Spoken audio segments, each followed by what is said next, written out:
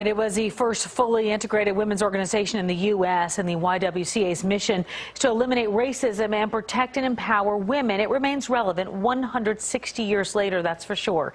I sat down with the woman who leads the organization today. She is tonight's Changemaker. Changemakers, brought to you by Adapt Community Network, empowering people through innovative solutions one person at a time. We change.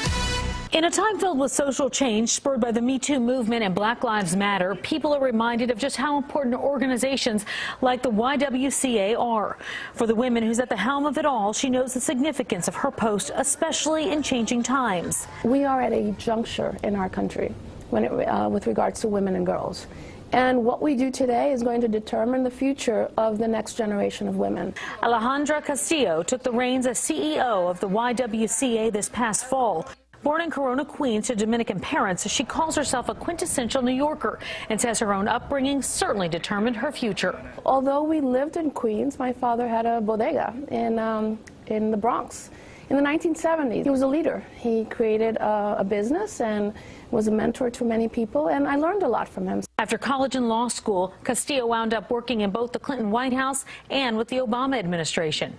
She then held a job in the private sector. She says working for a nonprofit has been almost a kind of spiritual calling.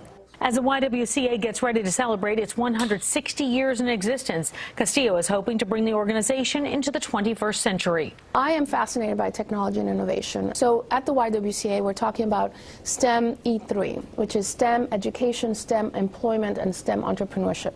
I really believe women in particular stand at an amazing opportunity to take creativity and marry the technology. With the Me Too movement leading the charge, she says the organization will continue to protect and empower women. The core issues that still plague us, like domestic violence, sexual harassment, lack of opportunity, a glass ceiling that, although has been shattered in many ways, is still right hovering over our heads. A glass ceiling she hopes to shatter as she grooms the next generation to lead nonprofit America. It's not enough to be the first or to be the first Latina, or I want to make sure that the door is not open only for me, but that I can open it for thousands of others. All right, you can check out our other Changemakers. Log on to PIX11.com/Changemakers for many stories.